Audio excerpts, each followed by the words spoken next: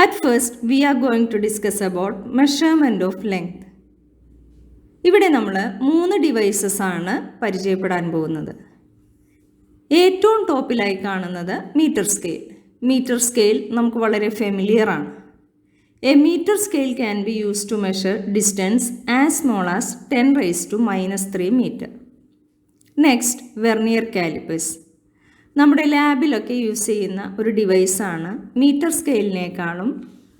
Scale ഉപയോഗിച്ച് measure ചെയ്യുന്നതിനേക്കാളും ചെറിയ മെഷർമെൻറ്റ്സ് എടുക്കാനാണ് നമ്മൾ വെർനിയർ കാലിപ്പേഴ്സ് യൂസ് ചെയ്യുന്നത്. Vernier callipers can be use to measure as small as 10⁻⁻⁴ metre. അതിലും ചെറിയ മെഷർമെൻറ്റ്സിനായി ഉപയോഗിക്കുന്ന ഡിവൈസാണ് screw gauge. A screw gauge is use to measure as small as 10⁻⁵ metre. ഒരു ഡിവൈസ് ഉപയോഗിച്ച് അളക്കാവുന്ന ഏറ്റവും കുറഞ്ഞ അളവ്, അതിനെയാണ് നമ്മൾ ലീസ്റ്റ് കൗണ്ട് എന്ന് പറയുന്നത്. അപ്പോൾ നമുക്ക് metre scale, vernier callipers, screw gauge ഇവയുടെ ലീസ്റ്റ് കൗണ്ട് എത്രയാണെന്ന് നോക്കാം. Least count of a metre scale is 1 millimeter, that is equal to 0.1 centimeter. Least count of vernier calipers equal to 0.1 millimeter, that is equal to 0.01 centimeter. And finally, least count of screw gauge is equal to 0.01 millimeter, that is equal to 0.001 centimeter. We also use certain special length units for short and large lengths. These are 1 Fermi equals 1 F എന്നാണ് denote ചെയ്യുന്നത്. is equal to 10⁻⁻15 meter. 1 angstrom is equal to 10⁻⁻10 meter. 1 astronomical unit, 1 AU, is the average distance of the sun from the earth, and its value is 1.496 into 10⁻11 meter. 1 light year is equal to 9.46 into 10⁻15 meter. It is a distance that light travels with velocity of 3 into 10⁻8 meter per second in 1 year. ഒരു വർഷം കൊണ്ട് light സഞ്ചരിക്കുന്ന ദൂരം, അതൊരു distance ആണ്. Light year is the unit of distance. And finally, 1 parsec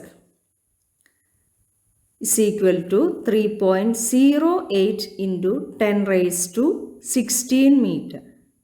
Parsec is the distance at which average radius of Earth's orbit subtends an angle of 1 arc second.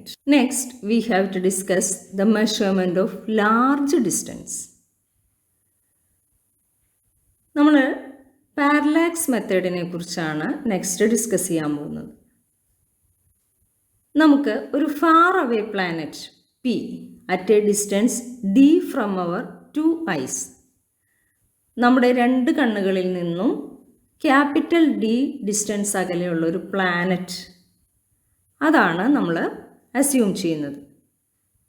Suppose that the lines joining the planet to the left eye and the right eye subtend an angle theta. നമ്മുടെ left ഐയിലേക്കും right ഐയിലേക്കും LR എന്നിങ്ങനെയാണ് mark ചെയ്തിരിക്കുന്നത്. Left ഐയിലേക്കും right ഐയിലേക്കും ആ planet തീറ്റ എന്നൊരു angle ഉണ്ടാക്കുന്നു എന്ന് കരുതുക. The angle theta is called parallax angle or parallactic angle. If the distance LR is equal to small b, as the planet is far away, b by d is very less than 1, and therefore theta is very small. അങ്ങനെ ഒരു relation ആയതുകൊണ്ട് നമുക്ക് തീറ്റ വളരെ small ആണെന്ന് assume ചെയ്യാം. So we can write theta is equal to LR/D. Theta is equal to LR/D. Since theta is very very small, theta വളരെ ചെറിയ angle ആയതുകൊണ്ടാണ് തീറ്റ ഈസ് ഈക്വൽ ടു LR/D എന്ന് നമുക്ക് എഴുതാൻ സാധിച്ചത്. LRന് പകരം നമുക്ക് സ്മോൾ b എന്ന് റെപ്രസെൻ്റ് ചെയ്യാം. So theta is equal to B/D അല്ലെങ്കിൽ capital D is equal to B/തീറ്റ എന്ന് നമുക്ക് സബ്സ്റ്റിറ്റ്യൂട്ട് ചെയ്യാം. അങ്ങനെ ക്യാപിറ്റൽ D നമുക്ക് കണ്ടുപിടിക്കാം. ഇനി ഇവിടെ നമ്മൾ ഈ എക്സാമ്പിളിൽ പറഞ്ഞത് ലെഫ്റ്റ് ഐ റൈറ്റ് ഐ എന്നാണ്. അതിന് പകരമായി 2 പൊസിഷൻസ് ആണ് നമ്മൾ മാർക്ക് ചെയ്യുന്നതെന്ന് വിചാരിക്കുക. പൊസിഷൻ 1നെ L എന്നും പൊസിഷൻ 2നെ R എന്നും അല്ലെങ്കിൽ AB എന്നിങ്ങനെയും മാർക്ക് ചെയ്യാം. അപ്പോഴും നമുക്ക് ഈ ഇക്വേഷൻ തന്നെ ഉപയോഗിച്ച് ഡിസ്റ്റൻസ് കണ്ടുപിടിക്കാം. Distance D is equal to B/തീറ്റ. ഇതിനെയാണ് നമ്മൾ പാരലാക്സ് മെത്തേഡ് എന്ന് പറയുന്നത്. പാരലാക്സ് മെത്തേഡ് ഉപയോഗിച്ച് മൂണിൻ്റെ ഡയാമീറ്റർ കാണുന്നതിനുള്ള ഒരു പിക്ടോറിയൽ റെപ്രസെൻറ്റേഷനാണ് നമ്മളിവിടെ കാണുന്നത്. അപ്പോൾ നമുക്ക് ഇവിടെ ആംഗിൾ തന്നിട്ടുണ്ട്. മൂണിൽ നിന്നും എർത്തിലേക്കുള്ള ഡിസ്റ്റൻസും ഈസ് ഗിവൺ. അങ്ങനെയാണെങ്കിൽ മൂണിൻ്റെ ഡയാമീറ്റർ എങ്ങനെയാണ് നമുക്ക് കാണുന്നതെന്ന്. അതർവൈസ് മൂണിൻ്റെ ഡയാമീറ്റർ തന്നിട്ടുണ്ട്, ഡിസ്റ്റൻസും തന്നിട്ടുണ്ടെങ്കിൽ ആംഗിളും നമുക്ക് കണ്ടുപിടിക്കാം using parallax method. Since the masses of atoms and subatomic particles are very small, we use a convenient unit and it is called atomic mass unit, AMU.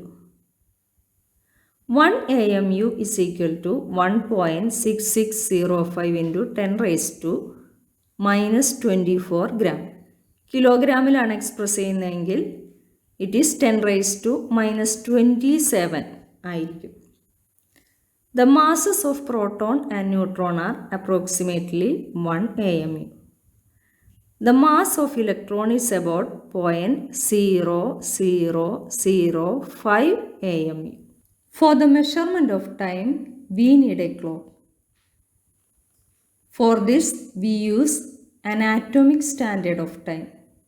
It is based on the periodic vibrations produced in a cesium atom.